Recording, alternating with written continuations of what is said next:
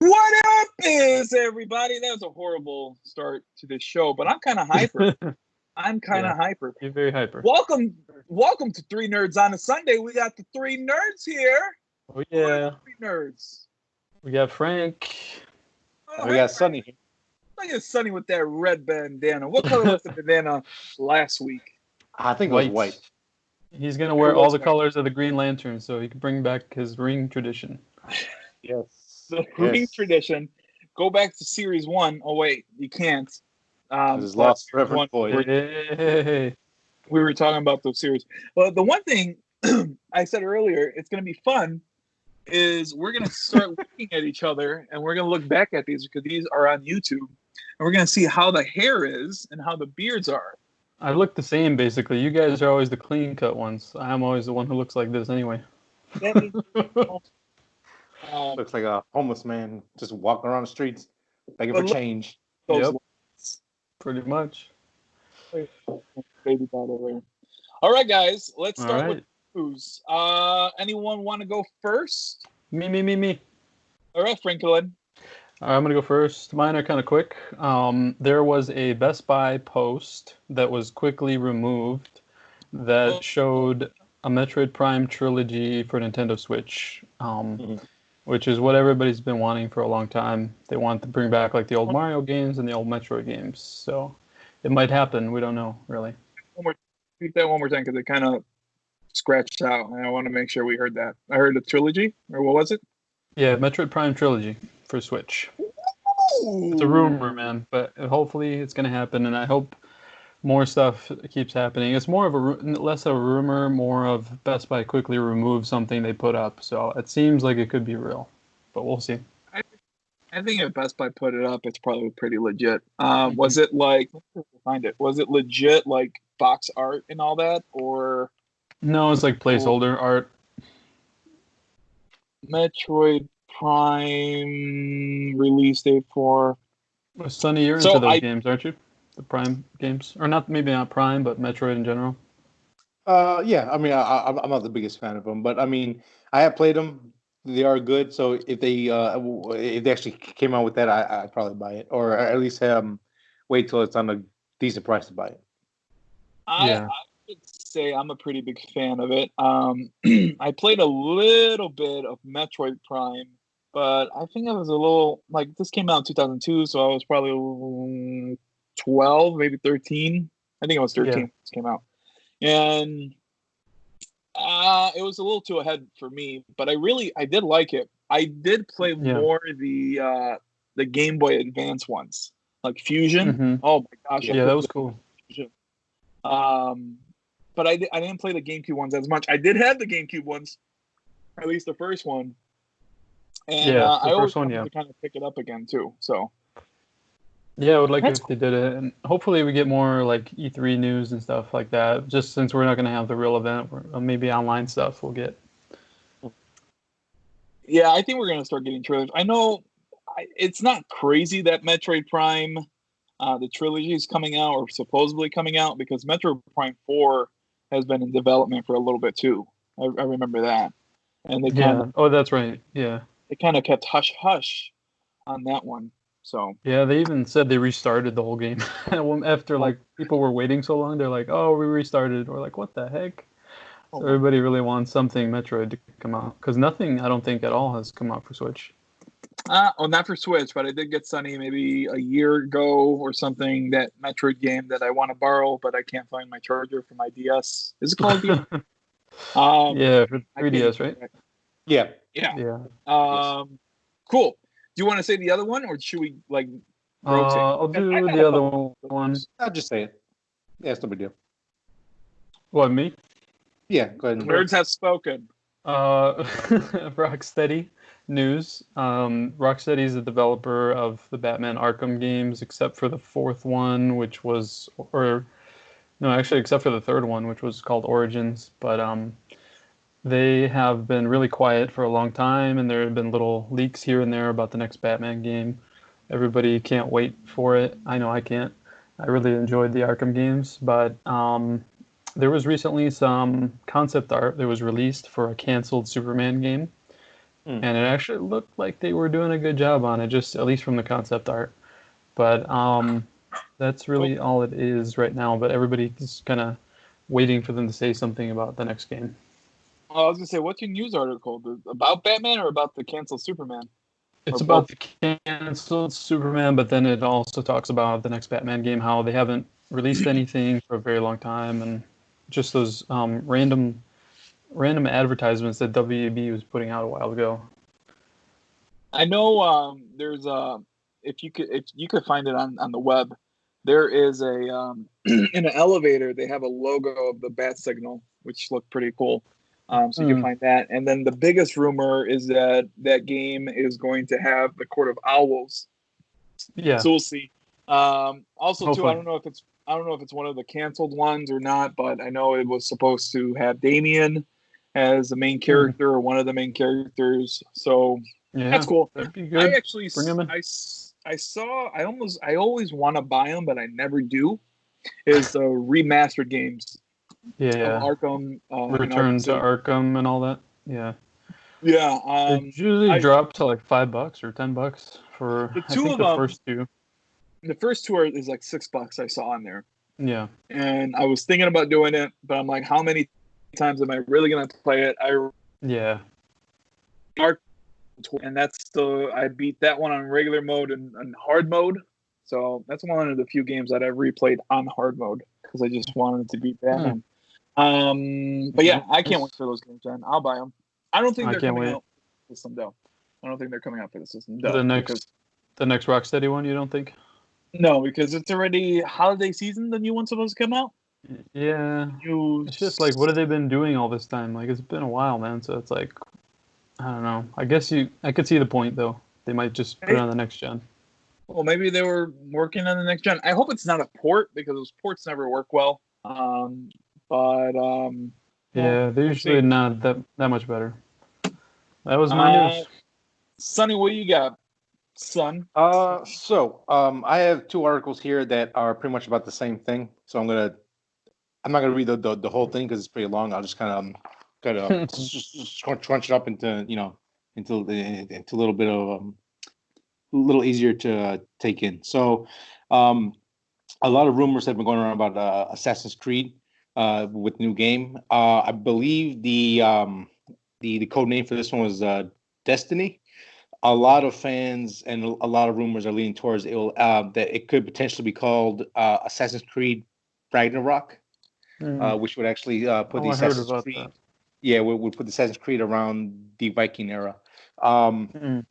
The article from Game Rant that I'm looking at right now says that there was a leak that was saying that it's going to be more like Assassin's Creed Rogue, saying that it's going to be it essentially might be called Assassin's Creed Origins 2, and a bunch of other little details that have fans believing that all this is fake and false, because Assassin's Creed no longer uses like numbers like Assassin's Creed 1 or 2. They pretty much went with just like names, Odyssey, Origins, Black Flag, and all that. And the name sense. And the name of the user, I think it was on Reddit, was the name of a god that the Templars pray to, I think, in the game. Yeah. So there's a lot of like, probably not, So that's pretty interesting because a lot of people are expecting new news to come out about this game within a couple weeks now, or pretty much like soon. Well, Odyssey was what, like 2 years ago? Something like that. Yeah. I think they were trying to say they're not going to do them every year because that's why people got annoyed before, because they wouldn't stop pumping them out.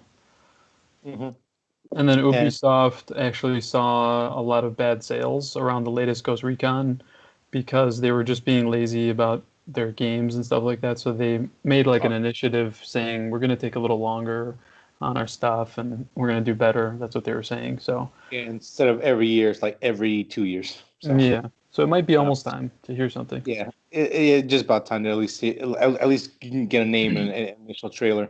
And then the second article also comes from Game Rant saying that if the Ragnarok name is true, this game can lean towards more of Origins and less of Odyssey. And what I mean by that is Origins is within canon of Assassin's Creed is pretty much what every game is about. It's the Templars versus the Assassins, and it's built around that. Where Odyssey and I believe Black Flag are one of the only ones that have nothing to do with that whole fight. It's just its own thing that is in the same world. Yeah. So that's pretty interesting. I think if they do go with the Viking route, there's a really great opportunity here to really focus on the NPC team building aspect, because as Vikings they love to raid. So if they do it right, again, there's a lot of that's true. There's a lot of things that they have to put in consideration, but I think it'd be really cool if you can, like in most games, like in Mass Effect, there's a set number of NPCs that you have to go out and put on your team. Yeah. And you go from there. Well, I think if they did it with this series, it would be awesome if they had, let's say, 30 to 60 different NPCs that you can choose from. You can build your raid party the way you want to. Yeah. And whoever you actually have on your team will actually affect the main story. So let's say someone has knowledge of a certain land we should go to or something like that. Like all the high points of the game would be the same, but the way we get there would be different. And it'd be awesome that if they were like, oh, I don't have a archer on my team, let me take this guy and train him to be an archer. So now instead of going out taking a different character, I could just have him be what I need to be. I think Syndicate had that, didn't it? Like where you can build like a group of thugs or something, and you can rob or something like that. Yeah, you would like recruit a team, and you can send them on missions, like go kill this person or go rob this and that, and then they would actually like level up and be actually like a team. So and again, I'm almost certain this is going to be on PlayStation 5 and a new Xbox. So there's no reason why they can't incorporate that into it and still make it look beautiful with a good story, and the gameplay should be pretty on point. So would you buy it the first day if it's everything that you're saying? Yes, $60. Would you put down $60 for this game if it is everything you're saying? Yes, because this is the type of game that I spend a lot of time on, like the open world games where like I could just drop in, play, not necessarily do the storyline, but just play. So did you buy Odyssey at that price? No, I didn't. The only reason why I didn't, because I was burned out on an old franchise, because I played I forgot the ranking or when they came out, but I played like Rogue, I played Syndicate, a little bit Syndicate, I played Black Flag, I played Assassin's Creed 3, I played the first one, I played there's like 10 of them. Parts. Yeah, I played a lot of them. So by the time Origins came out, I was like, I'm gonna wait and just see what happens. Yeah. And I heard a lot of good things about Odyssey. I picked it up on sale, and I love that game. So if Ragnarok, again, quote unquote, is the actual name, and they lean towards more the gameplay of Origins and Odyssey, I would probably buy it day one. Yeah. So I played the first American. What am I saying? Assassin's Creed. I don't think I played part 2 or not that I remember, and I never played all the other ones. I almost picked up Odyssey because you talked about it. I think it's on sale. I don't think it's the price I want to pay though, because I'm already playing a couple other games and I'm into like the multiplayer stuff. Sure. Yeah. You got something else? You got one other? Yeah. So just a quick heads up. There's a Showtime made a, I don't know if it's like a spin-off or anthology. It's going to be called I think it's an anthology. Dreadful. Yeah. Penny Dreadful, City of Angels. And the cool thing is that the series actually starts the 26th, which I believe is this Sunday. Showtime was like, all right, you know what? We're going to put out the first episode for free on YouTube now. So right after this podcast, go watch it. I haven't seen it yet, but the trailer looks pretty interesting. Looks pretty good. I'm kind of excited to see it. So the fact that you get to watch the first episode free on YouTube before it even technically comes out, I think is pretty cool. So I would check that out. Do you know what it's about in so many words? It is. Let me see here. So from the trailer, honestly, if not, I'm gonna look. Well, there was 2 seasons, right, of the first or the original series. There was 3 seasons. 3, yeah. I got up to the 3rd. I didn't finish the 3rd, but I was enjoying the show though. Oh yeah, it is an anthology, right? Like this one's about LAPD. Not really. No, a continuing story throughout all 3. The first, like the the first 3 seasons were the same characters, but it got canceled as soon as the third season ended, or I think before the third season started filming. They're like, "Yeah, you guys are done. You're gonna get third season is your last." Because I think they were technically trying to go to 4 or 5, but Showtime was like, "You get 3." So. Oh, pleads with the Santa Muerte. I might watch this. Yeah, it's like LA noir, pretty dark show, supernatural stuff. So it's pretty interesting. So this look really good. This says LAPD detectives Tiago Vega and Louis McNear investigate a murderer. Tiago's brother Raul battles Councilman Cariton. I'm probably putting a lot more Spanish flair on this than I should. Said over California's first freeway. Tiago's mother, Maria, I really did it on that one, pleads with Santa Muerte. Yeah, I'll watch it. So it's in the universe, but it's not the original characters from the original this series? Is like, I think it's like 1950, 1940. Yeah, originally what, 18 something, right? Was when it took place? Victorian era. Victorian era. Right. Yeah, that was what like Frankenstein was in it too, right? Dr. Frankenstein and all that. Yeah. That guy was good. What were you saying? He was good? No, I was just saying I like that actor who did Frankenstein in that show. But if it's on YouTube for first step, might as well check it out. Yeah, I saw Violet watching some of it, and then I never just watched it. Normally, she watches it in the background while she does cleaning or something like that. But Santa Muerte I always liked that whole kind of thing. So I'm gonna watch that. I'll watch the first one. Yeah, I'll watch the first one. Is that it? Yeah, that's for free. Check it out. Okay. All right, Manny. One of my news things, I finally got Crocs. So my quarantine life has just upgraded a notch. All right, man. Well, they're black if anybody's not watching the video. They're all. Oh yeah, my Crocs are all black. They look like the screen. The tumbler, all black and solid. Oh yeah. Oh, he's probably at the store asking about, did they come in black? I'm lying. We'll talk about the Tumblr a little bit later. We'll have like a little in between our nerd outs. Maybe we'll talk about our nerd outs too. Okay. My stuff is mainly about movie releases because it looks like a lot of news has come out. This pandemic has finally, well, not finally, but it has caught up more and more to the movies that we love and we cherish. So I have here from Comic Book Online some of the movie dates. And then today, Marvel came out with their movie dates. If someone could look up the Spider-Man one, because I think that was just announced today. So if someone could look that up. But Wonder Woman 84, you guys excited for this? Yes or no? Yes. Not really. Not really for me either. August 14th, 2020. So we'll possibly get that this year. I doubt it. No. Suicide Squad, James Gunn. Are you guys looking forward to this one? Yeah, I think I am. Yeah? Sonny's nodding. I think it's going to be like what we always thought it was going to be, like Guardians, and now James Gunn, who did Guardians, is doing it, so cool. Yeah. The next one, can you guys guess the next one? October 1st, 2021. You guys remember? For DC? Nope, we're looking at DC. Oh, Batman, probably. Oh, Sonny, what did you say? Oh, nothing. I have no idea. Yep, it is The Batman. Are you guys excited for this one? Yeah, I am. No. I don't know yet. I need more.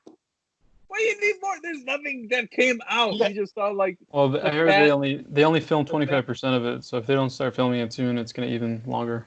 Yeah, I think it's gonna be pushed back, man. What I'm worried about this movie though is that, luckily, I'm not a movie producer or anything like that, but I'm afraid that it's gonna fall. Like it's gonna fall apart. Like let's say Chloe. I think they're too far into it. They already filmed some of it. That is what I'm hoping for. But let's say, knock on wood, this doesn't happen. But let's say someone passes away, and then now you got to do the whole thing. So I'm worried about that. I hope everyone stays okay. The other one is Black Adam. You guys excited for this one? Maybe.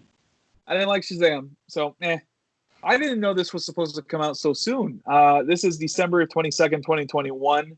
Now that I look at it, I think this one was already placed at the 2021 price mark, or the place mark. If everything goes well, 2021 could be amazing for movies. It can be. Man. The comeback. So much stuff. Yeah, right? So now we're looking at 2022. Yeah, 2022. Yeah. This is June 3rd. We're looking at The Flash. And honestly, I think out of all the movies here, and there's 2 more left on this, I'm not excited for it, and I don't think it's going to happen. I think. I don't think so. What's his name? Eisel Miller or whatever his name is, right? What is it? Yeah. Sure. Ezra Miller. Yeah, I don't think he's gonna. Yeah, no.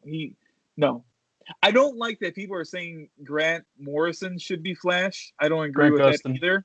Gustin, I'm sorry. I don't think he should be Flash either. I think he should just stay with the CW and stay there. I guess so. I still like him. Do the whole multiverse. Yeah, sure, he's cool. But not for the movie, huh? Not the movie. We got Shazam 2, the biggest disappointment in my book that everyone kind of said it was awesome. I was disappointed in it, for sure. I don't know if they said it was awesome. I didn't say it was fun, and it was a departure from like the normal like sad DC movies, like this dark version. It was like, oh, this is like a fun. So like, it's not great, but it's fun, and it has a chance to be better later, I guess.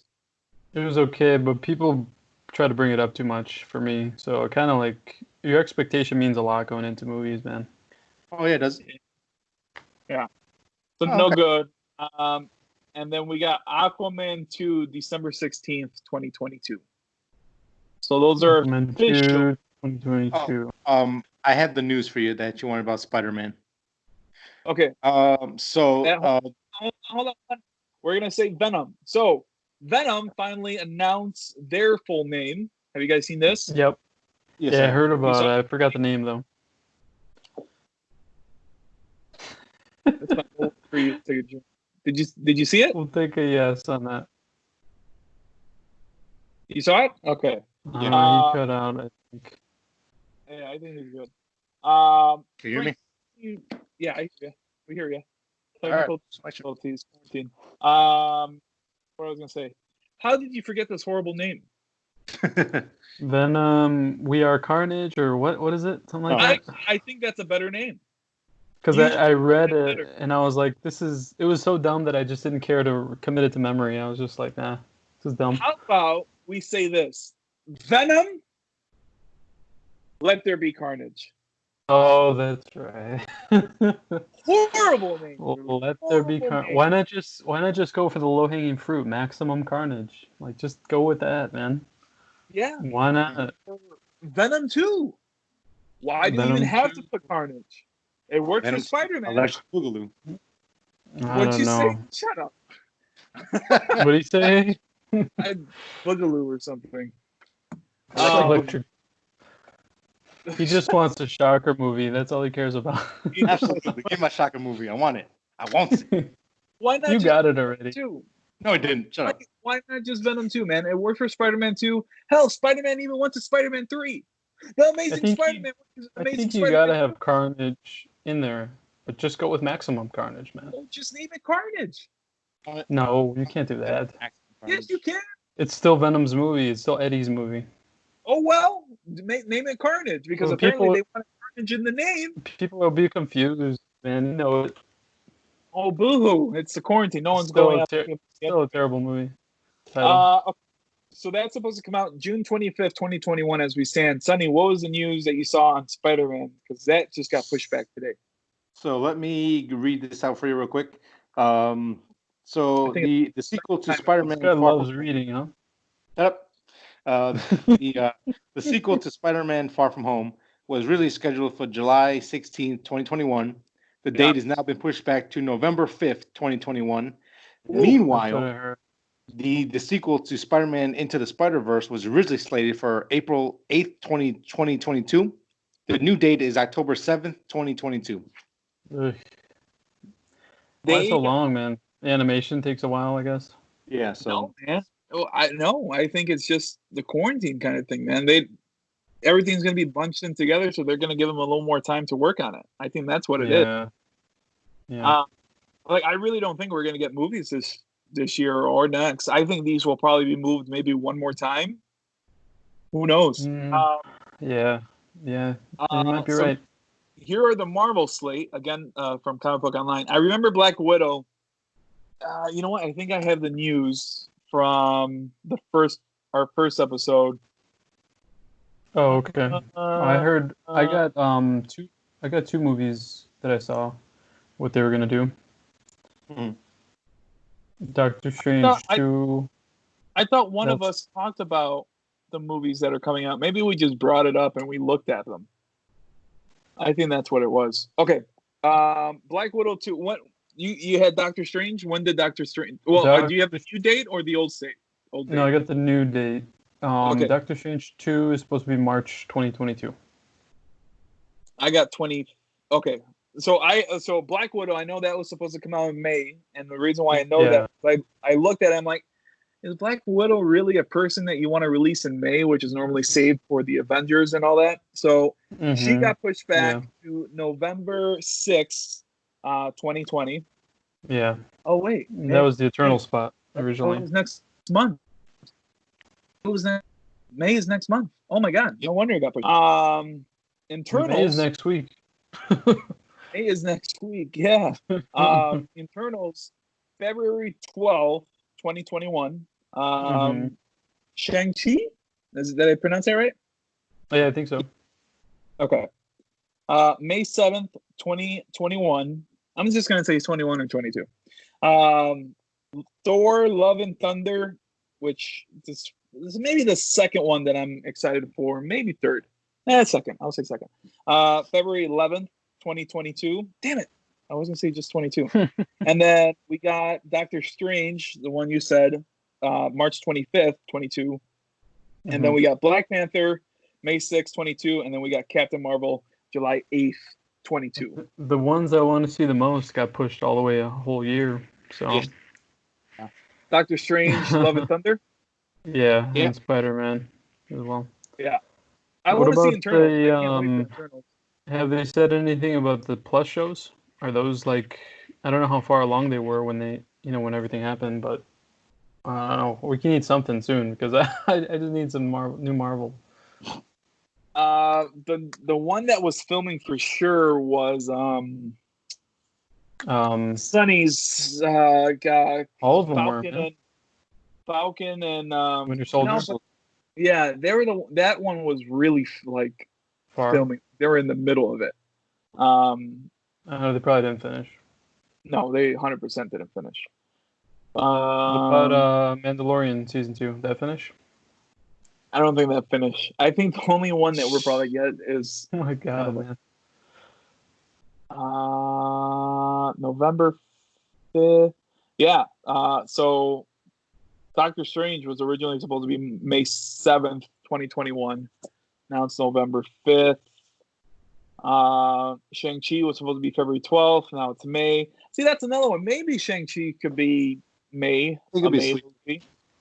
Yeah, maybe it could be a sleeper. Maybe. Do I have anything else here? And then, nope, that's really it. Falcon and the Winter Soldier was supposed to come out fall 2020. God, that's a shame. That's a shame, man. It is a shame. Okay, well, that's it. That's it for me. We did have before we kind of go into nerd outs, I do want to kind of bring up, and this could be my nerd out. I could kind of steal the show and bring up my nerd out because my other nerd outs is God of War. No, I'm sorry. I'm looking at my past one. My other nerd outs is Call of Duty that I've been playing a little bit more, and then of course Clone Wars. One thing I do want to say about Clone Wars for my nerd out is that it really is making me appreciate the movies a little bit more. Yeah. In a sense where I'm actually a fan of the animation of Clone Wars now, and I like that it's so fast paced. It's a 20-minute show. Boom, boom. Get it. Watch Yeah. it. You do have to pay a little bit of attention just to enjoy the show, or maybe enjoy the story more. But I will say, when for whatever reason, if I'm on YouTube and there's a scene or there's like a top 10 things, like what Mojo does, top 10 things you didn't know about Star Wars or whatever, and they show you a Star Wars character from the movie, it makes me appreciate that a little bit more. It's kind of cool seeing them in live action. And like the Clone Troopers, it's cool seeing them in like an actual white armor in like Clone Wars and all that, like seeing them in live action. So I will say that it's really cool seeing the characters. Yeah, it was pretty cool. And some of the Jedi Masters, they flesh them out more. Yeah, you never really saw too much of in the movies. Just maybe their name and their face went for like 2 seconds. But then it's cool watching the movies and actually seeing a live person play that character. That's what I'm trying to get to as well. Oh, okay. Yeah. So I'm working from home now. I just started this week. And I have movies playing in the background. And I just turn off the sound of them. And I just kind of look at them while I'm working. I'm actually working customer care for my company, which is kind of fun. One of the movies that I wanted to watch today, I watched Batman Begins, kinda-ish. And then I think Batman Begins was actually yesterday. Today, though, I watched Dark Knight. And then on lunch, I actually watched a little bit more of it. And I brought it up to you guys earlier today. And I wrote it on our chat so I don't forget. Yes, you did. The movie, listing of the movie now. Of Dark Knight, 2008 or so. Yep. I still really like it. It's my favorite of the three that Nolan did, definitely. I think it might be one of my favorite of the three as well. I might have to say that. Yeah, I would say definitely my favorite of the three. I think he was really into it more probably in the second one.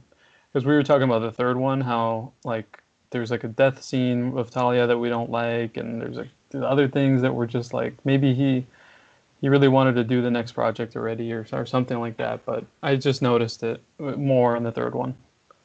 Even right now, I think The Dark Knight feels like an event. Like when I watch this movie, it just feels like a huge movie. The scene, and I think the reason why it feels like that is because they didn't really use too many sets and too many studios. I don't think it was all filmed downtown. And since we live so close to Chicago, we go down Waco Drive, even though they remodeled the whole thing. We still be like, we love driving down there any chance we get by accident or on purpose. That's the only reason. That's the only reason. I take it on purpose. Like your Navy gear? Just to drive around. One thing I do have to say, and I still remember the first day watching that movie in July of 2008, where I was watching it on IMAX, and I was so endrawn in Navy Pier watching this show or watching this movie. And then all of a sudden, there was this scene where Joker kills 2 people, and it turns out that it was supposed to be for Harvey Dent and all that. Mm-hmm. And Batman sees that there is a shot in the wall, and he decides to cut that piece out, take it to his little bat cave, have it right there, have Alfred go buy a gun, a machine gun or some. Oh, no, it was a sniper, right? No, it was a machine gun. No, he bought like a gun to replicate the bullet or something like that. Or but it wasn't like the same gun. Now that I think of it, okay, it wasn't the same gun. Cool. But anyway, he shoots like 4 different things. Yeah. Right? 4 different bricks. Mm-hmm. He goes up with the original brick. He goes up and he looks at each of the bricks and he finds the one that's the closest. I remember sitting in my seat like, what is he doing? So he goes back, he walks over by Alfred. Oh my God. He types in the computer, another scene happens. I think it's the scene where that guy, the accountant, finds out that Wayne Enterprise is doing Batman stuff. Yeah. It goes back, you start seeing the computer, the program is starting to show you how the bullet was exploded in the original one. And then at the end of it, you see Lucius Fox saying, "This is your bullet before, and this is it running through the simulation," and it puts it together. And he's like, and Bruce is like, "Turn it," and there's a fingerprint. That always in my head, and I'm the biggest fanboy of Batman. Yeah. And I don't think I've ever said this to anyone, but that scene I felt was so like, force it in. That was one of my favorite. I like that. I like that force scene. It in so we could get a detective scene. His detective skills out. I like that scene, dude. But you don't think that like the person would have loaded the bullet like that, and then he just came up with a clever way to reconstruct the shattered bullet? I get that. Yes, 100%. My thing is, how the hell does he find the fingerprint on the bullet? Well, because he put the metal back together, so the fingerprint was still on. Put the metal back together. He just rotated what the computer built. That's it. How is the computer gonna see the fingerprint? I can't see a fingerprint on my bullet. I probably would have to rewatch the scene, but I don't know. It's magic, dude. I mean, please rewatch the scene, please. I'll cut it short because I know we got a topic, and I don't know how long that topic might be. But that was my kind of. It was almost one of those things because I hold those movies so dear to my heart that I don't want to talk bad about it. Yeah. But it's one of those scenes like. That one bothered you, huh? It bothered me from day one. Wow. From day one. I mean, if you really want to get technical with it, there's a good chance the bullet would have never broken into little pieces anyways. It probably would have been a slug that actually would have mushroomed. It would actually be a lot easier to like find the print on it that way. I'm just saying. I mean, if this is the one thing that's like holding you up, we can go step by step with all of this, but I don't know. I think it's when it hits a body, it mushrooms. But if it hits something hard, it might shatter. I don't know. I don't remember. Not necessarily. No. So if a bullet's going into like, let's say like water or something, it has a more opportunity of breaking up because the velocity of the bullet is hitting something that is basically, let's just say, like unstoppable force. The force in the bullet actually like shattering it into little pieces. Where again, a lot of bullets are either a full metal jacket, which are meant to go through things like trees and bricks and walls and glass and keep going. And then you have ones that are the hollow point that are meant, no matter what they hit, as long as there's contact, will actually mushroom out. Yeah. So what about, and that's what I was going to say, what about if it's one of those bullets that just explodes in you? That's not, so. Well, hold on. So it didn't explode in the body, it exploded in the concrete. So remember that too. Yeah. Oh yeah, and again, most likely than not, it wouldn't break up as bad. Again, technically, wouldn't break up as bad as it looked in the movie, where it was like 1,000 little shattered pieces that they put together, like maybe split in half, or maybe a piece of it fell off, but it wouldn't necessarily break like that. Now, I would say there isn't a bullet that does that, but there is one now where it's called the RIP bullet, where the tip when it actually hits the body, it'll actually mushroom and pop out that way. But but the base of the slug is still a slug. Okay, well, I don't want to get too much into it. That always got to be. The other cool thing I saw on lunch today on YouTube, IGN is doing a pretty cool thing. We brought up the whole commentary and how we might enjoy commentaries more. I know I've enjoyed commentaries, especially for Joker and stuff like that. Yeah. They're, I guess, are doing commentaries. They even did one of what's the original George A. Romero Walking Dead, the Night of the Living Dead? I believe, yeah. Night of the Living Dead. Well, they did one of that one, which is pretty cool. So if you watch the movie and you have that on your computer, you can kind of hear it and you can kind of sync it up, which is kind of cool. So IGN themselves did it? Yeah, on YouTube. Oh, okay. So they did one for Rogue One, which was pretty cool. And there was a couple cool tidbits on there. One of the coolest tidbits, not the coolest, but one of the cool tidbits, because it involved one of my other favorite movies, and it involved a director that we all love. When I say all, I mean us three. Quentin Tarantino. Yep. So, you know this? No, I know. I know that I like Quentin Tarantino. Okay, cool.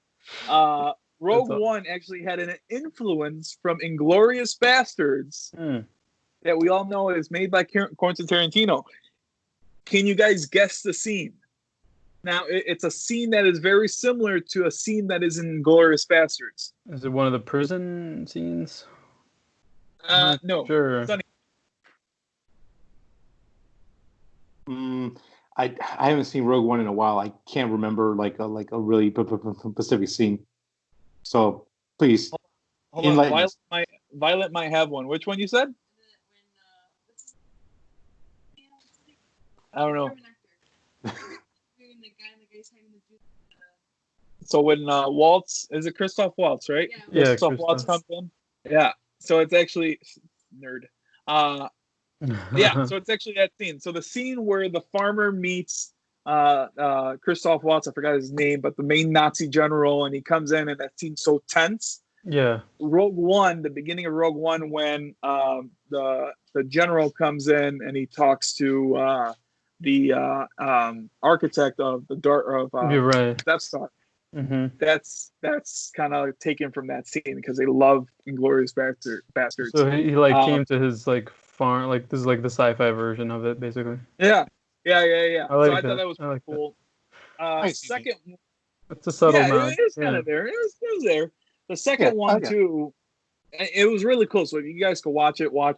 But the second one was that I thought was kind of cool is that all the Star Wars movies either have 3 words in there or 4 words in there.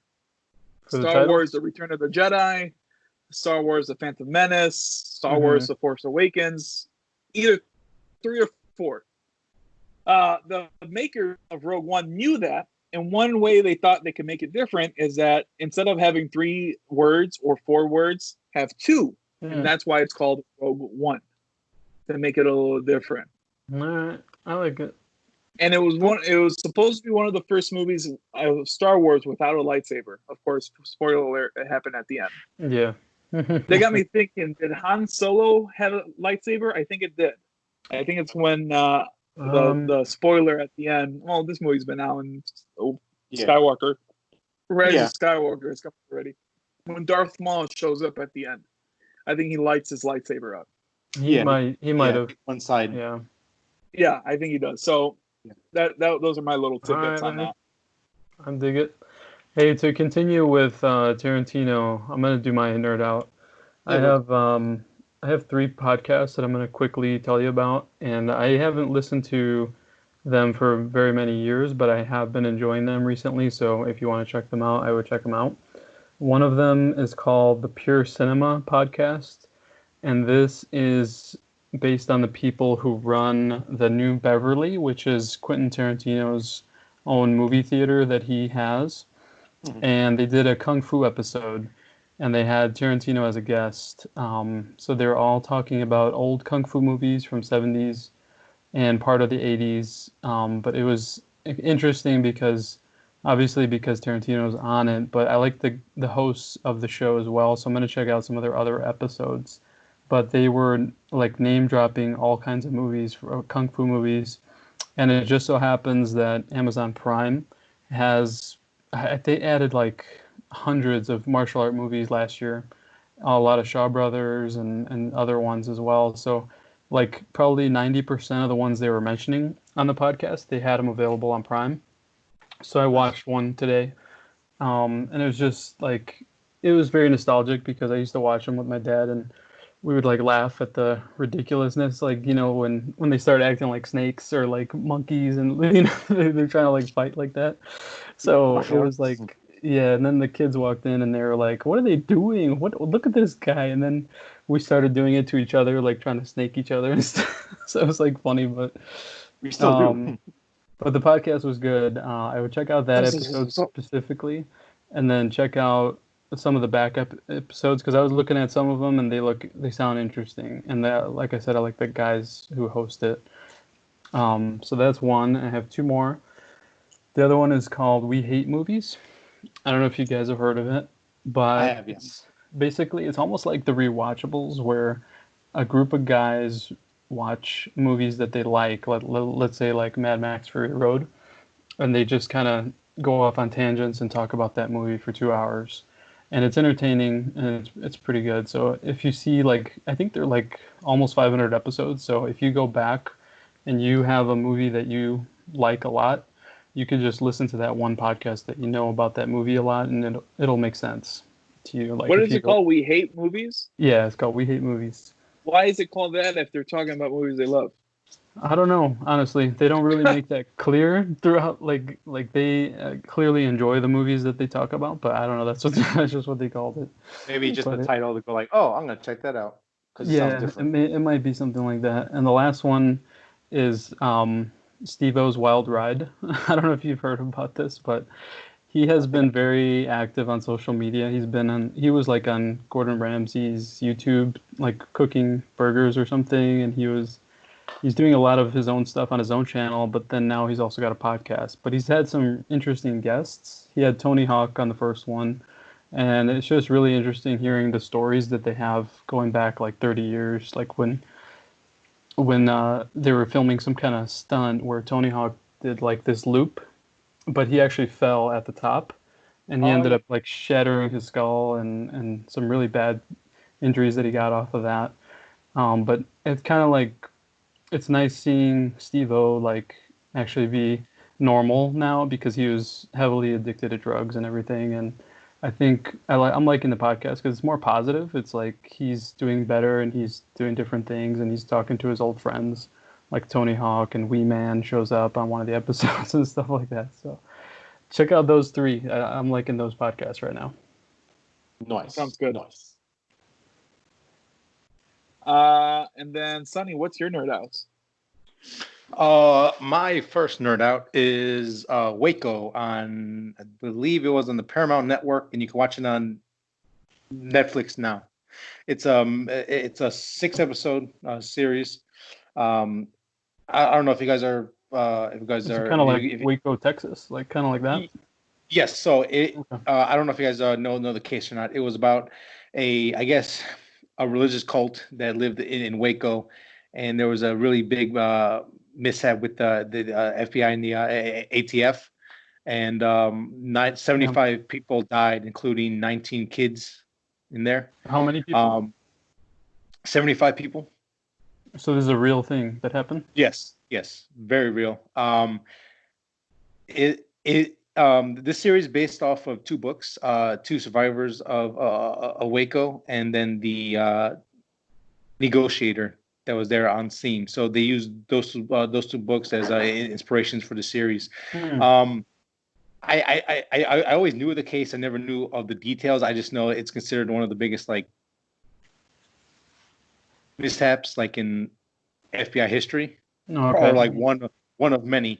Like where they screwed up the case or something? Yeah. So again, like being TV, you had to take it with a grain of salt. Maybe some things were, added for dramatic effect, or maybe something was blown out of proportion. But this is a really, really good show. The main cast is great. It's Taylor Kitsch, Michael Shannon, Michelle Benson, and a bunch of other people that show up. Like people you've seen on like everything from like Warwick Empire and Justified, and they've been on pretty much everything. Nice. So they're just a bunch of faces you recognize.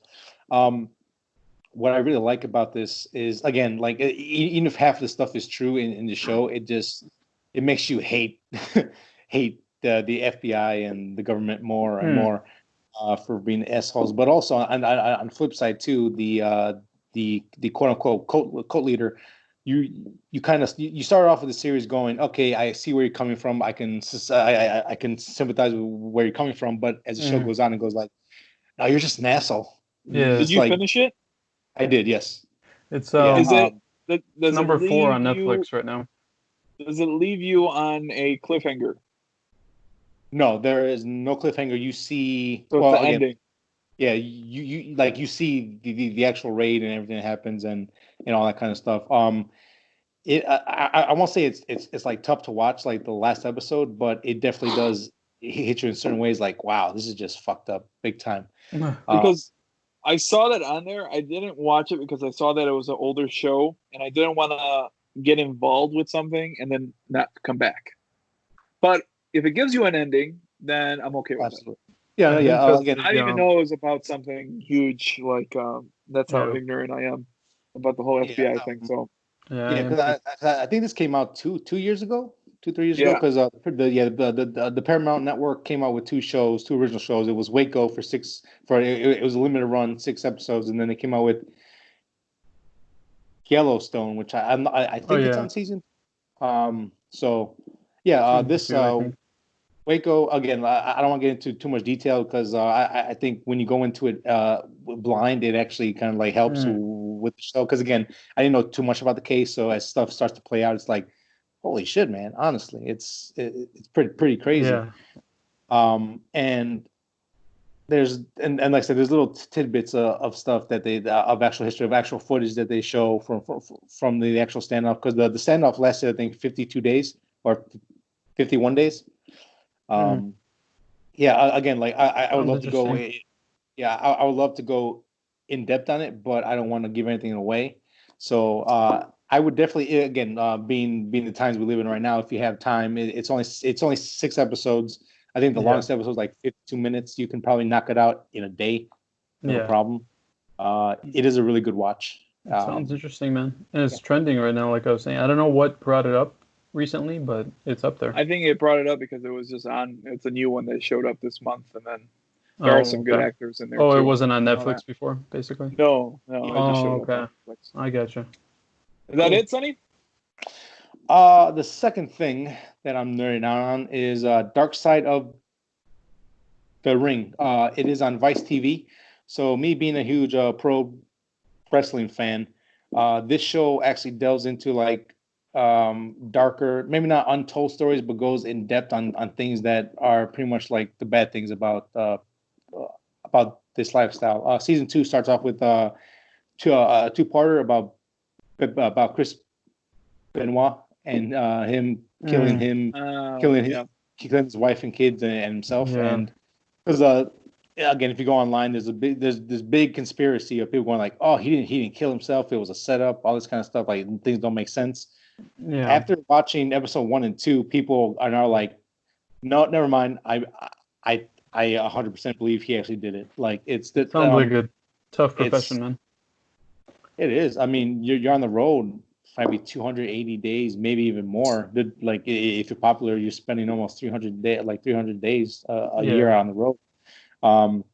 And since I'm on that episode, the injuries and the painkillers, and I'm sure there's a lot to it. Someone like Chris Benoit, who I think was only like 5'5", 5'6". He was really short. He would again take steroids or do stuff to make himself look bigger, so he can actually be like a top guy and actually get paid that way. That guy was incredibly big for his size. Yes, and the series as a whole, like I said, it's in season 2 now, so they're going over a lot of things. But and there's stuff that I didn't even know about, like New Jack and all of his shenanigans, I guess is the best way to put it. I mean, he actually stabbed someone in the ring because they made a comment. He's like, "Man, fuck you!" Started stabbing shit out of him. So is it like mainstream and smaller stream, or is it all like the big names? No, this mix people growing up now wouldn't know who maybe Bruiser Brody is, but they go over him being killed in Puerto Rico by another guy in the locker room who was jealous of him, who like stabbed him 3-4 times, like gutted him, just walked away and was never charged. What? I mean, there's a lot of crazy stories that like no one really knows or don't have the full story of what's going on. Yeah. And this is a really well done series that I think it approaches the subjects in a very respectful way while giving everyone their say without going, well, we believe it was this, or in our opinion. It was more like, we'll let you speak and we'll let the audience. Yeah. So even if you're not a fan of pro wrestling and you want to like see the dark side of this, because again, so many people go like, it's fake, it's not. No, it's real. It's predetermined, yes, but it's real. When they get hurt, they're getting hurt for real. When people break their necks, and they can't. When they're paralyzed, it's not fake. So or their backs, their legs, they really mess themselves up. And I mean, again, like I can literally sit here for 2 hours talking about each episode for like 2 hours by themselves, no problem. But if anything I said even gave you like a little like, oh, that sounds interesting, I would definitely check it out. You can find most of the episodes on YouTube, or if you have Vice TV, I would check them out there. So Yeah, yeah, they do post a lot on YouTube. And yeah, going off your fake comment, there's I listen to the Steve Austin podcast sometimes for some of the guys like Mick Foley or Big Show, or they talk about their injuries and how they feel like today. I mean, those guys, man, they have to take so many procedures, experimental things, drugs just to feel normal because their bodies are so beat up. And a lot of them say that it caught up with them, like 20 years later. Like when they were doing it, they were fine, but yeah. now they're like, they can't even function. They can't even walk. Yeah, I think especially McFoley about. yeah, I think Yeah. like not so long ago he had both knees like brand new knees Yeah. like maybe a year or two ago, because like he said he would walk a couple feet, he was in agony and pain, and he's still working with WWE. He'd come out to the ring and be a manager, but yeah, I mean, just like from going from backstage to the actual ring, he was probably in pain the whole time.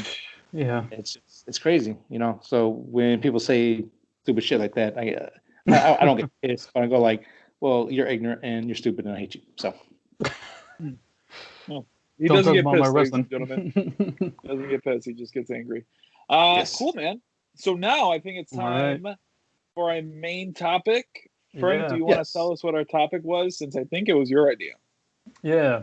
So I recently signed up for Shudder, which is a horror streaming service, and they have a lot of originals, but they also have a lot of classic horror movies, but it's all horror based.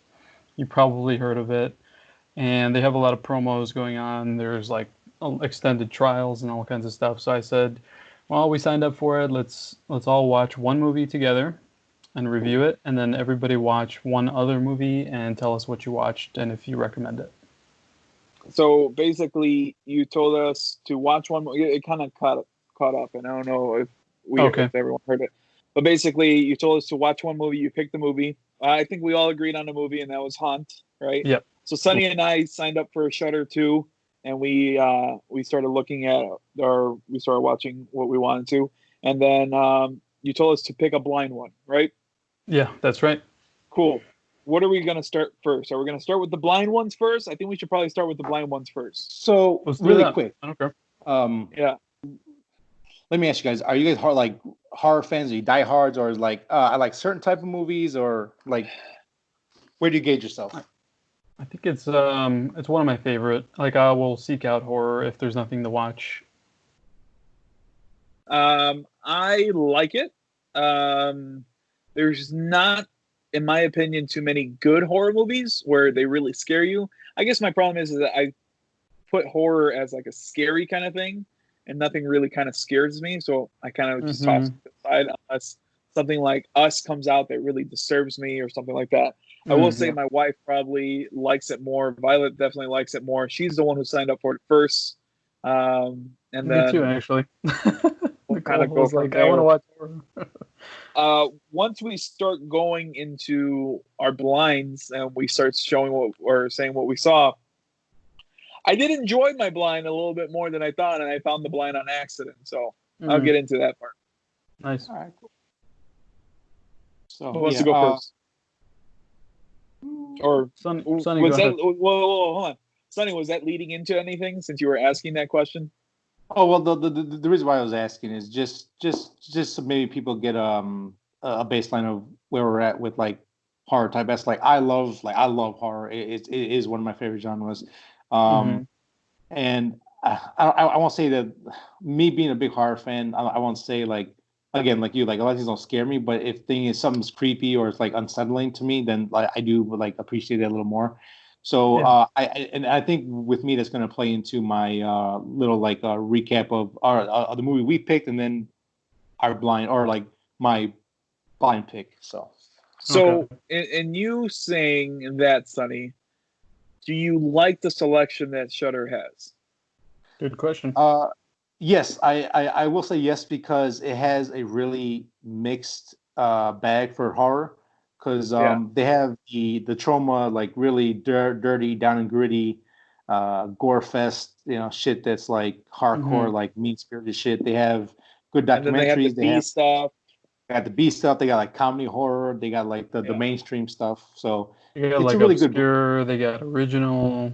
They have. Yeah. Did you guys see they have Shudder TV where you could like randomly tune in and they'll be playing whatever they want. So that's where I found my blind. Oh, really? Yeah, and I was Nice. there like mesmerized by. I'm like, I'm gonna pick this as my blind, even though I cool. missed some of it. I got everything else, and That's what I like about it. It's like a random, just whatever you walk into is what you walk into. Because I was gonna say like I was gonna get into Shudder. I'm like, man, what do I pick? And it hit me. So here you go, served up for you. Who wants to go first? Let's let Sonny go. Yeah, Sonny, go. Are we doing the blind pick? Okay, so my blind pick, I chose Tigers Are Not Afraid. This is this is a sequel to Tiger King. No, absolutely not. This is a Spanish movie. I won't say it's like horror in that way. It's more like a dark fantasy type. Yeah. So think of like pretty much any of Guillermo's movies, except it takes place in Mexico.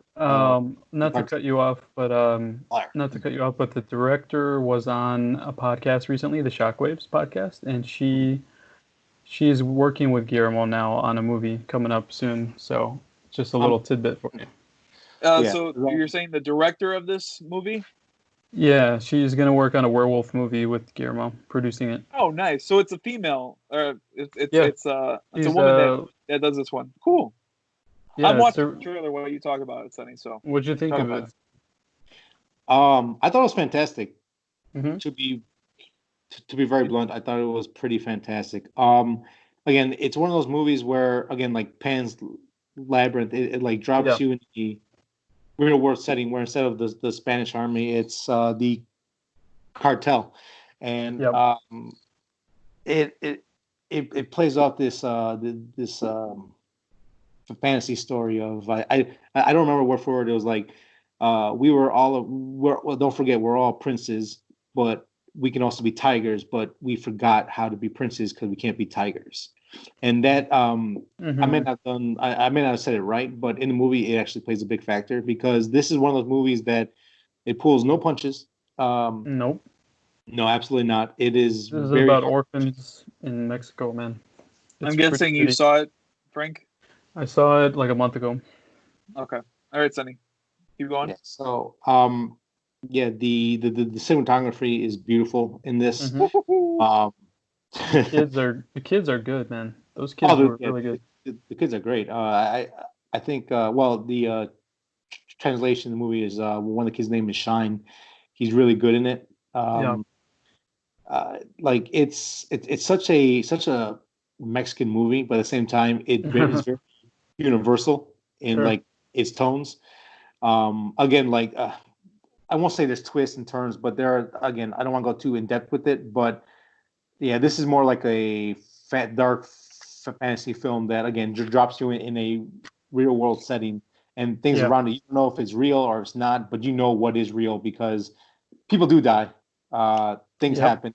Like I said, this holds no punches at all. I was really, I won't say I was shocked, but I was like thrown back. I was like, "Whoa, shit! Okay, we're going there." Yeah, it was pretty. I have a couple of questions. So normally when we watch a movie that we like, we normally rate it out of 10. Yes. What would you rate this movie then? I would give it a 8.25. Oh, we're looking at points. I've been trying not to do points so much, or either 0.5 or something like that. But no, that's good. Well, it got me. I'm watching the trailer right now. Yeah, give it an 8, man. So you gotta watch it. You give it an 8 too? I gotta watch it. Very good. That one. It's due. That's very good. What did you like without trying to go too much over and spoiling it? What did you like most about it? I like the kids. There's almost kind of like that It kind of feeling, or like Stranger Things, where the kids actually make it. Well, yes, I mean, they're the main focus. That aspect, the kids really carried this whole movie, and they are really good actors. For all I know, they actually went to the streets. You come here. go ahead, do it, because they feel way too real. Like I said, like the whole movie is pretty much put on their shoulders, and they take it and they run with it. Yeah. It's beautiful, but it's also really sad and depressing at the same time. Is it scary? I won't say scary. I'll say it was tense. Was it disturbing? A little bit. Yeah, a little bit. Only because we're not used to that here in America. Mm-hmm. Things they do, like in America, there's certain taboos you don't do in movies. This one goes, fuck, I'm gonna do whatever I want. It's like it throws innocence on its head. It's it's disturbing, man. Well, you sold me on it. Hopefully, you sold someone else on that one. Yeah. So I guess I think it's exclusive too. You can only watch it on Shudder. Yes. Nice. Yeah, it's Shudder exclusive. So. All right, Sonny, you pick the next person to share their blind. Yeah. Real quick, let me just say this one last thing. The horror of the movie comes from the supernatural, but actually comes from the actual things in life in this movie. So that's probably where like the horror aspect comes from it, and everything else is very suspenseful, thrilling. But the actual horror comes from actual humans. So yeah, it's very good. So next, let's go with Manny. All right. So I kind of teased it with you guys on our chat when I found my movie. Did anyone guess the movie that I was watching? Was it Body Bags? Did you guess it, Frank? I tried too hard to figure it out, and I think I did. You said I'll figure it out. I know, I'll and then him. You put actually, the general the only way I found it was this guy. Sonny gave me a clue of somehow with a B or something. I don't know what he said, but he helped me. You guys both, with all your clues, I figured it out. Okay, so it is Body Bags. I've never heard of this movie. It's pretty cool. I got it. So there's three short movies, I guess, or short stories in these. Let me see if I could find out the actual name of them. But it was really fun, man. Like I turned down Shudder because I was ready to start watching my blind, and then all of a sudden this shows up, the channel that you're talking about. They're just showing a random movie, and something caught my eye. If you watch the movie, and like I said, I was towards the end of the other one, or of the first film. You mean the Sam gas Raimi station? caught my eye. Yeah, in the gas station. Yeah. Sam Raimi caught my eye. He had a picture there. I didn't expect that, man. And that threw me for a loop, man. That threw me for a loop. So I was like, I'm gonna watch it. And then the other cool thing was Violet called us out. It's the dad from Lizzie McGuire.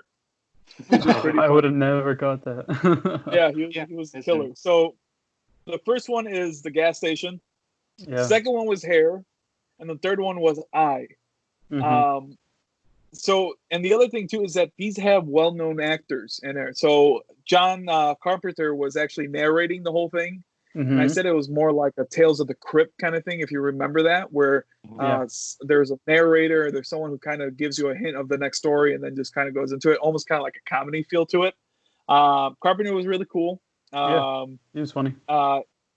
Don't watch this with kids because there's boobs and big boobs in it that just show up out of nowhere. There's gore and all kinds of stuff. A whole bunch of gore. So this is a B movie, a B kind of slasher, which when I was younger, I thought they were kind of annoying. I don't know, like they never caught me. I can see that. Now growing up, I actually enjoy these movies. There's a bar that we really like going to called Cigars and Stripes that's here in Berwyn on Route 66 that is pretty well known, and it always was kind of, I'm not gonna say weird, but they have a certain clientele. I forgot what it was, just a weird movie, and I would just watch it. This is a movie that I would see them playing at Cigars and Stripes. That was a perfect call, man. I was like, after I watched it, I was like, oh my god, he's so right. They would play that. You watch it after I said which one I had to, because everything you were saying, I couldn't stop. Like I had just had to because of what you were saying. So I watched it. Sonny, did you watch it at all ever? Years ago. Okay. Do you remember the stories? Vaguely, not enough to be like, oh, I like this happened. But I remember when I saw it, I really enjoyed it. Gas Station was the best, man. That was great. Which one was for Sunny? I'd probably say the gas station too. From what I remember, the gas station. Like, oh shit, okay. So maybe I gotta watch all of the gas station. I only watched the end of it, the mid and the end of it. It's more of the end because there was only like 10 That minutes. must have been funny though. Like you're just like not expecting it. You turn this on and you see Sam Raimi's face. That's all, and that's what caught me. I'm like, oh, what the hell? Yeah. My favorite one, because I only saw 2, is the Hair, or it's called Hair, which is really cool. In this story, a guy is kind of like a middle-aged guy who has a hot girlfriend that's younger than him. He's losing his hair and he's kind of making it all weird. Like you could tell that. And he's very, very, very self-conscious. But his hot girlfriend doesn't really care. Like it's a perfect thing, but he's still going. So he's putting stuff in his hair and all that. He sees this commercial late at night about regrowing your hair. So he goes, and it's just funny the hair he picks. You would think this kind of guy would pick like a perfect kind of hairstyle where it's almost like a James Bond or Bruce Wayne or kind of thing, just comb over. No, this guy picks like a lock of hair like Fabio. Yeah, really long, straight. Yeah. And it's like, what the hell? So he wakes up, he has all this hair again, and it just kind of goes from there. So I'm not going to go into it anymore because I'm going to give it away, but it's a horror movie. Something bad happens. And there was a twist at the end, and I really liked the twist. How stupid it was. And then the third one was and the reason why that caught my eye is the main character. The main character, or the main actor, is Mark Hamill, like a young Mark Hamill. That one wasn't. Maybe I kind of gave up on it a little bit because it kind of like went in and out. His accent was making me laugh. yeah, it was good, man. It was good. I like the hair the most, but this was a nice, quick surprise for me, and it made me realize that I kind of like B movies a little bit more. Nice. What did you rate it? Yeah. Out of 10, man. Give it 6. 6.5. Yeah, okay, but it's very enjoyable. A 6 though. It's not like close. Your Jedi mind trick almost worked, Sonny. I'm gonna give it a 6 because I enjoyed it.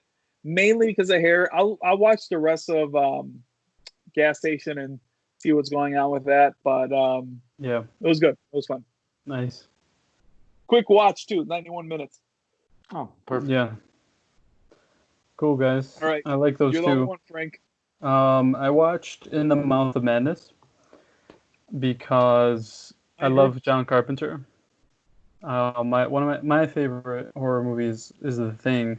So this is probably one of the few Carpenters I never saw, and it was kind of like never really available. Like I never saw like in the movies. What was it called again? In the Mouth of Madness. The Mouth of Madness. Okay. And it stars Sam Neill, who I like a lot in a lot of movies, like Event Horizon, and obviously the big ones like Jurassic Park, and I just always liked him in almost everything. But I liked his I don't know, the way he acted in this was very cheesy, but it was also good at the same time. I kind of bought the madness that he went into, and this is a Lovecraftian type movie. So I always like Lovecraftian type stuff, and like I said, The Thing is one of my favorites of all time for horror.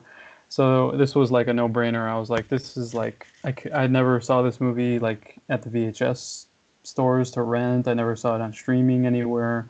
So I'm like, this is the perfect time to watch it.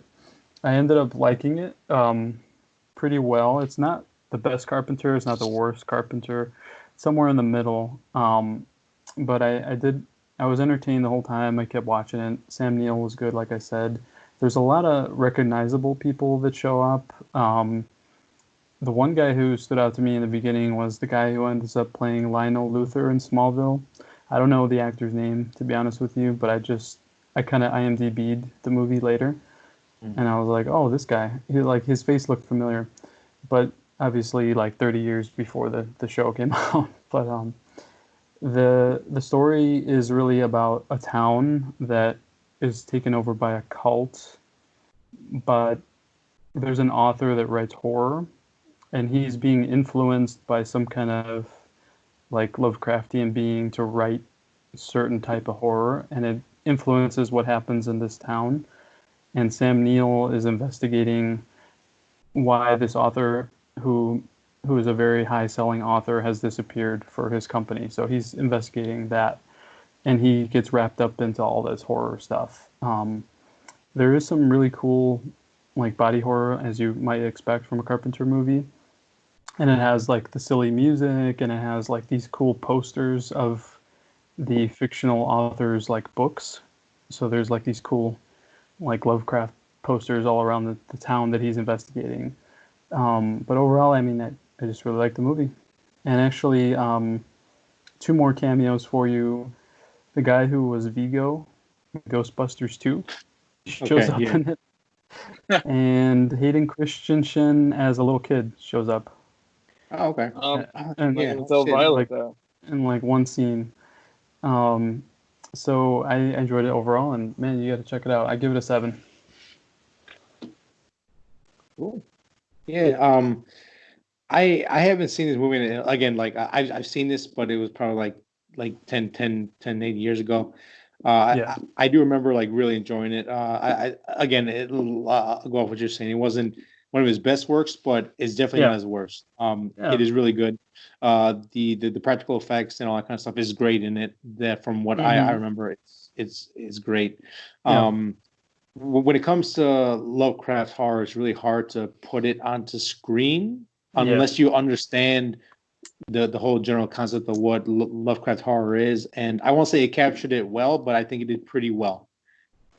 It did a decent job, and it was better than I thought it would be. Yeah, so yeah, I would definitely say. I never watched the movie, so that what you guys were saying about that one caught me. Yeah, check it out, man. I want to hear what you think. Yeah. All right, let's talk about the movie that we all watched, which was called Hunt. Hunt, which is a original for Shudder, and you can only watch it on Shudder. So it was very appropriate that we picked this movie for it. So whoever picked this one, I think it was between you two. Good job. Eli Roth produced this. Is there any other big names that made this movie that you remember? Writers of A Quiet Place. Yes, that's Writers of A Quiet Place. Not John Krasinski. No, I thought he wrote it, but I don't think he did. These other 2 guys, Scott Beck and Brian Woods, they wrote A Quiet Place, and they wrote this. Nice. I'll come out and say it. No, I was surprised to hear that, man. I like this movie. So Sonny, I like it. What do you think, Sonny? I thought it was meh. Just like it, don't like it. It was okay. It wasn't. I'm surprised at you guys. I guess. I don't know what to expect. I didn't know what to expect from it, but going into it, I think it started. I won't say it started off slow, but I'm like, all right, it's okay. Slow. Like the first half, definitely slow. Yeah, like I will say, like I think about the 45-minute mark, it starts to get better. Once it gets going, but it's one of those movies to me where people just do weird shit, or someone waits, stands and goes, "I'm going to kill you." Ha ha ha! Oh shit, you killed me first. It's just like there's a lot of those tropes in there. They kind of like, I won't say we're bad, but it just made me go like, this feels like someone's first movie, kind of not amateurish, but they're trying to play it safe, I guess. So it's one of those movies where I was almost confused on what the story was about, because I thought I read the synopsis of it and I thought it was a little more supernatural than what it really turned out to be. Yeah. And it's one of those movies where I don't know if it knows what it wants to be either. Really? And I don't know if we almost want to do spoilers on this because we want to give people a chance to watch it. Yeah. Well, what we can do is give our general thoughts, give our ratings, and then let's say at this mark we'll talk about spoilers, and you want to come back and watch the rest of the show, you can do that. So that's a good idea. So I'll stop there. It's one of those movies where I didn't know what it wanted to be, and not until the end where the title showed did I figure out what kind of movie it was. And it's even questionable that I even figured out what movie it was. So yeah, I will stop there until we get to the spoiler part of it. What about you, Frank? Since you are a fanboy of this movie, it seems like. I'm surprised you guys didn't like it. I went in with no expectation. I don't think I even read the synopsis. I just looked at the poster. But I think for me, I always like confined movies where you're trapped somewhere. So whether it's like The Thing, where you're trapped in a blizzard in an Arctic base, or anything like that. So that immediately makes a movie interesting to me. And even though it was slow, I wasn't annoyed by the characters, even though they are by nature like the most annoying characters you can put on screen, which are just stupid kids who end up in a stupid situation. So I wasn't completely annoyed by them. I thought they were fine. And then the production value I thought was pretty good for being like a Shudder original. I didn't expect anything out of it, but I ended up liking it. So here's a synopsis of it. On Halloween, a group of friends encounter an extreme haunted house that promises to feed on their darkest fears. I think that's when I thought this well, I won't go into it, but I think that's where I thought it was a little more than what I thought. To feed on their darkest fears, the night turns deadly as they come to the horrifying realization that some nightmares are real. Director Scott Beck, Brian Woods, those are both the writers. And then no really big, you got Katie Stevens. That kind of highlights the whole thing, but I mean, I don't think she was really in anything so much. And then producer Eli too. So, yeah. What would you give the rating, Frank? I give it a 7. I really did enjoy it. I just thought it was like entertaining to watch. I was good with it. I was like having fun, like saying, "Oh no, you idiot! No, oh don't trust them. Oh this, like that kind of vibe to it. I had fun, just like turning off my brain and having fun with it." How about you, Sonny? What would you rate it out of 10? I guess I give it a 5.5. It's a very average movie to me with some good things in it. I don't hate it. I probably won't ever watch it again. To me, it feels very average, and that's not necessarily a bad thing. That's not a bad thing, but it is just something that I wasn't expecting a lot, but I think I was expecting a little more than what I got. Yeah, especially that Frank brings up. And you looked up, these are the writers for A Quiet Place? Yeah, and 100%. The ending really is like, yeah, I'm not going to tell you what it is, but if you think about the ending of both movies, it's like, wow, you didn't even try. Yeah, that's true. I forgot. Well, anyway, that kind of disappoints me that they are the writers of A Quiet Place. That proves to you that not everyone's bulletproof, but I would give this movie a 4 out of 10. 4? Wow. Yeah, I want to give it a 5, but you guys are killing me, man. I like this movie. Yeah, I'm not gonna give it. Anything else we want to bring in before we go into the spoilers? No, that's probably all the general for me. Yeah, again, it was fine for what it gave us. It's nothing special. It's not terrible. If you have Shudder, and again, being the times that we live in currently, check it out. It's not that long. I think it's like an hour 30, 90 minutes as well. Yeah. Yeah. So it's not that long at all. It gets in. It does what it has to do and gets out. So yeah. So you guys can decide to stop listening now as we go into the spoilers of Hunts and what we really feel about it. Let's give them if you guys do like 5. What was that?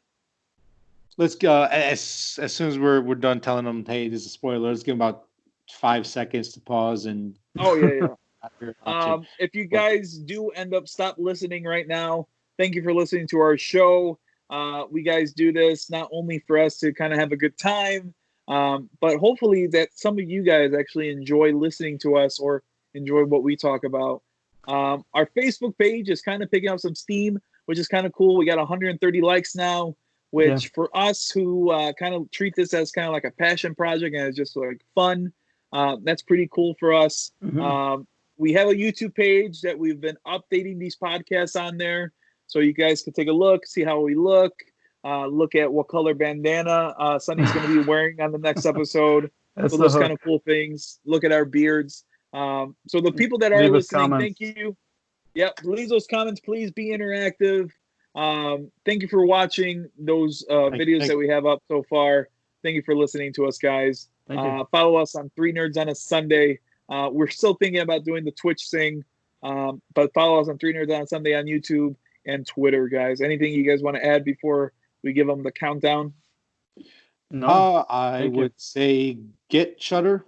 Thank you guys for watching, and hopefully you guys stay tuned for the next episode. So thank you. Not sponsored by Shudder, but if Shudder wants to, but it'd be cool if it did. Say it's not sponsored by Shudder. Okay, guys, we are going to give you a countdown to end the episode.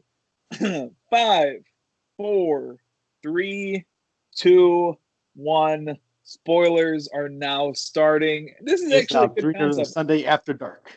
I'm proud of you, Sonny. This was a good one. I don't know why we didn't come up with this idea before with like Endgame and all that. That would have been probably a 4-hour episode. But anyway, we're going to start talking about Hunter. Oh my God, Hunt. And then the spoilers. Let me start first because it's already in my head. When I was saying that I didn't know what kind of movie this was going to be, what I meant was I thought it was going to be a lot more supernatural. I thought the haunted house was going to come alive.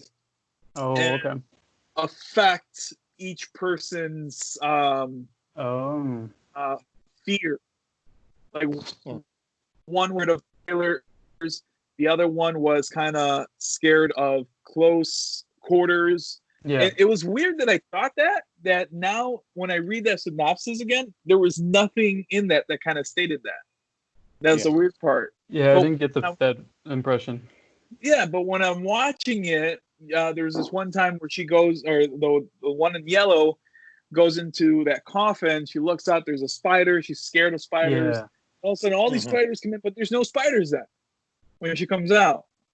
Yeah, I just think like that was a crappy job on the editing or production team. Like that they were there, but they didn't do a good job of showing you that they were there after the fact. Because that friend like actually had it in the hand and goes, "Look, it's fake, it's fake, it's fake, it's fine." So they're probably all at the bottom of the coffin. They just maybe. Can't see. What about the real one? Yeah, the shadow one at the top. That one probably is just still in there, just walking around because spiders don't give no fuck. I don't know. Well, that kind of threw me off. I thought there was like a red Riding Hood kind of look. You never saw that monster. I guess it ended up being the devil or whatever. So that's what kind of threw me off. I did like when they started taking off the masks. Yeah, I did like that. That was awesome. I really did like that. I Especially was not the expecting it all.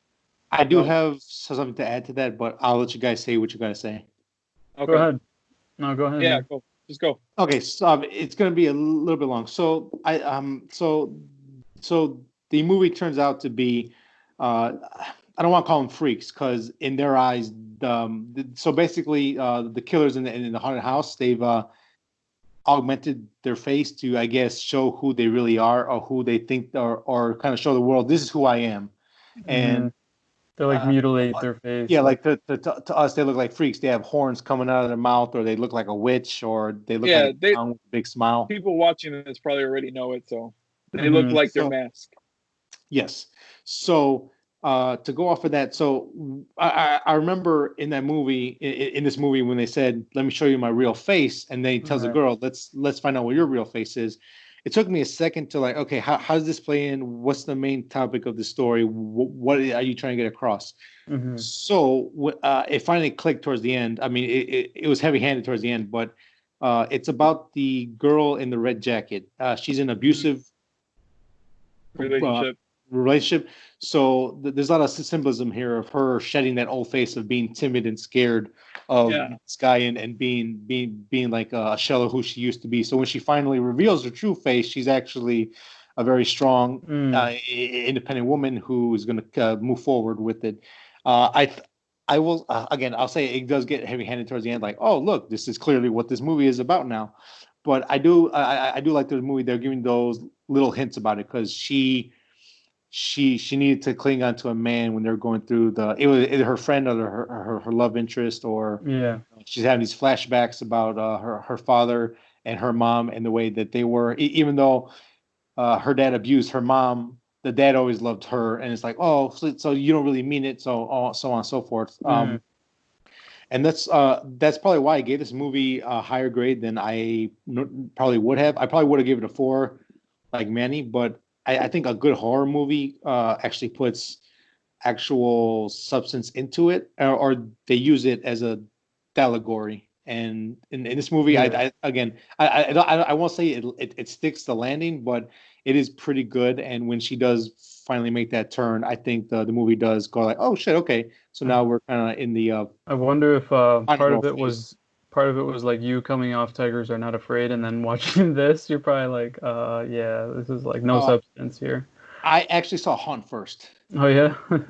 Yeah, so I was like, okay, this again, it's not bad. So I like what they did with it. I guess again, like I like that twist, man, because I was not expecting their faces like that at all. Yeah, that was I don't know where. I thought they were just like enthusiasts who were like crazy. I don't know what I thought, but I didn't expect that, man, with their faces like that. Yeah, I think my favorite bad guy in this was the white ghost. Yeah, because he was kind of friendly at first. He was almost like Casper. He like lets your guard goes down when you see him because you're like not threatened by him. But he comes like I wouldn't say that at all. You wouldn't say you let your guard down? Hell no. Because and I get where you're saying no, but he still was. But he's not as imposing as the big guy. Like he was giving the keys. Yeah, he's giving you the keys because it's a trap. For him, it's about laying that trap out. He's the one that sets it all in motion. Because like there are things he does, just little movements, little twitches. He hides his feet. He never takes his mask off. He pauses before he actually answers you. He's like, "Hey, is this how we go?" Yes. I'm like, what the fuck? No, fuck this guy. No, run. Yeah, and that's maybe I'll bump it up to a 5 because I did have fun with him. And then, but when we got to like the main characters and then them running away, that's when I'm like, I've seen this before. Sure. The ending. Now I kind of remember the ending, thinking about the characters like the clown and all that. Yeah. Why would you say it's very similar to A Quiet Place? The shotgun? Yeah, yes. I mean, it's like the powerful, like the woman becomes powerful. She overcomes whatever was happening before, and she pumps the shotgun in like an action hero way, and then cuts black. So it's like the same exact ending. Yeah, it's the same thing. So how does he get the release form? We're just assuming he went to the hospital, grabbed them, and was like, "Oh, there she is." Ugly motherfucker. They signed waivers when they showed up, so they already had the address from the beginning. I don't think you're gonna. No, they did because somebody made a comment and said, "Oh, they have our address, they have our phones, they have everything about us." So they were worried from before. They had their wallets. They had the phones. She knew he was going to come one day. But in the truck, he has the actual file from the hospital. Oh, okay. Yeah. I didn't remember that. Yeah. Okay. So, and again, I think for me, the reason why it drops down, why I dropped it a little bit lower, is because the ending is rushed. It just out of nowhere. It's bam, bam, bam, bam, and then it just it feels rushed. She knew he was going to come. She knew that guy was going to show up at her house. That to me doesn't seem like shoehorned. It almost does seem shoehorned because, like, dude, I knew he was coming to her house, like as a character, like not as a viewer, like as a character. I was like, this girl knows it's not over. He's not dead, and she knows that he has her address, so she knows it's not over. Yeah. Yeah, there was nothing really special. I mean, the bad guys look cool. Some of the killing was all right. Yeah. Like I knew there was a gun behind it. There's no way out really of What do you the mean a gun behind it? gun behind the last door. I had a feeling something was gonna pop out. Yeah, it was like, well, because like I think from playing Call of Duty and stuff, I'm like, this is a trap, man. Get away from that door. That Like, or like ring around the was it the clicking too tacos much, man. diesel and Like, all get the that. hell away from that. Yeah. Um, It was kind of cool how it turned into an escape room. The last, like the last step before you get out. Mm-hmm. Yeah. I guess that really wasn't special to me. You guys I'm like, hated oh, this cool. movie. We're almost done with this movie. Oh, wait, there's an escape. Oh, you guys suck. I like this movie. Again, you gotta like it. It's very average. That's all I can say. It's average. I expected to want to turn it off in the first 15 minutes, and what I got was like fun. Like I was just like, oh, this is funny. Like they're trying to walk through this house and they're doing stupid things, and oh, these guys have like screwed up faces. Oh, like I thought it was kind of cool in that regard. So that's why I liked it so much. I wish it was more gory. When that one killing happened, where they like the took pitchfork off. thing. No, the hammer one from Casper. Oh, okay, yeah. Where they got the teeth and they pulled it out. I think that was kind of man. That was like curb stomp. Like I wanted more of that. God you damn, wanted to see like Shudder, man. Yeah, all right. I could see, and Eli Roth. I mean, you would expect, right? Be something different. Make us pay for that $6. Ramp it up. This is an average movie, man. It's super average. The bad guys look cool, but I even feel like is the devil dude? I'm gonna look that up. Is the devil dude a real person? Like he has that face already? Oh yeah, I wonder, man. I assume so. One of these guys who like pierced the inside of their face or something, and they just picked them up and they're like, he looked familiar. Maybe the devil guy looked familiar. Yeah, because he has like these piercings that look like a piece of metal is under his skin. No, like all over his face. They're horns. That's yeah. Oh, okay. Yeah, they're supposed to be horns. But they're like they line his jaw line and they like go on his forehead and stuff. Well, there's like a bump and then the spike comes out. Yeah, the bump here and here. Yeah. So. Oh, he was in Strangers. Wasn't. He was Man in the Mask. Did you catch the lyrics of the end credit song? No. I was well, you probably turned it off so fast because you didn't like it, but I didn't say I liked it. I kind of just like like I went on my phone, I let it keep playing, but then I started hearing music and I started hearing the lyrics. I'm like, what the heck? I was like, that's Dracula, man. Like this is. Oh yeah, it was Dracula. Yeah, and then I started looking at the subtitles and I was like, oh, this is a cool cover, man. I like the cover. So it kind of put a cherry on the end of it for me because I obviously liked it more than you guys, but when I heard that, I was like, oh, okay, I like this movie. I don't care. I mean, I don't think that would have helped me at all. More because like I'd be like the guy whose PlayStation name is Dracula. No. But that's what I'm saying. Like that song is it again. Just like if you're using a song in a movie, it doesn't mean anything. Yeah, it's just, no, I know. But it was like cool. So I'm like, cool. So I would have loved for like if it was like. If that song was like them pulling up and seeing something, or like they're about to enter and like it's blasting from like more of a trailer thing. Like if you put it in the movie, it would just seem forced and like stupid. Well, it's horror. It's all forced. Most of it's all forced because like the junk movies are. But well, that's what I'm saying. Like when it comes to horror, you're either something experimental that's really good, has a profound thought process behind it. Yeah. Or you're just there to be fun and like gore and tits and boobs and sex and all that stuff. Man, this falls in the middle. There's no nudity. There's very little blood. The music is okay. The set design is nice. It does look cool. The villains are cool. but it just it doesn't go either smart horror or stupid horror. It just kind of stays there, like right in the middle. Yeah, I thought you guys would like it more, so I'm a little bummed, but no, again, I'm glad I saw it because this Shudder now has kind of like a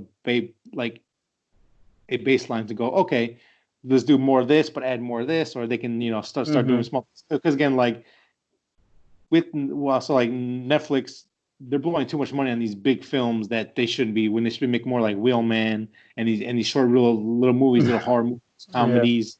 Like small action films. Shudder so far doing it right. They're like, hey, we have documentaries, we have this cheap little movie that small budget, but it's still fun enough. They kind of started building something, and so far they're doing it the right way. I want to give you one to watch, Sonny, that you might like, and you might not. But it's called Boar.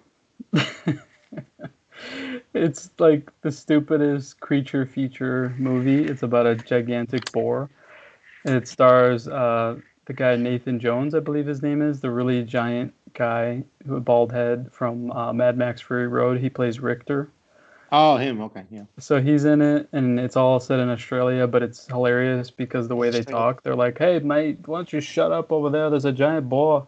And it's like really funny to me, and I just thought it was the stupidest movie ever, but it was worth watching. It's short, and it's got gore, and it's got this gigantic boar that kind of looks cool, and he kills people for no reason. It's funny. You should check it out. I want to hear what you think about it. I've heard of it. I will definitely check it out. It's on Shudder only, but it's hilarious because of it. It's just just found it funny more than anything. Yeah. But just expect it's like the dumbest like creature movie ever, but it's hilarious though. So since we're recommending movies, I think we're done talking about haunts, right? Any other last moment kind of things you want to bring up about it? No, I'm just sad that you didn't like it that much as me. Just watch it. Like I said, you're not going to waste your time watching it. I don't think it's going to be anyone's like classic. Well, they probably start the spoilers. What was that? They probably watched it already since they watched the spoiler or since they heard the spoilers. Or maybe they didn't care. They were like, whatever. Yeah. Watch it. Maybe they didn't see it. Watch it. Or they were busy doing something and they didn't turn off the podcast quick enough. Oh, maybe. All right, guys. This is ending number 2. Thanks for sticking around for the spoilers, guys. Keep listening to us on 3 Nerds on a Sunday. We're not going to go into the whole spiel of things, but thanks a lot, guys. We'll probably do this again, and we'll probably have a nice little spoiler spot at the end of the shows if we got to talk about anything else. Yeah. Okay, guys? You guys want to say bye? Bye, guys. Thanks for watching. Thanks. Later, everyone. Thank you for listening and watching if you are. Bye. Nerds out.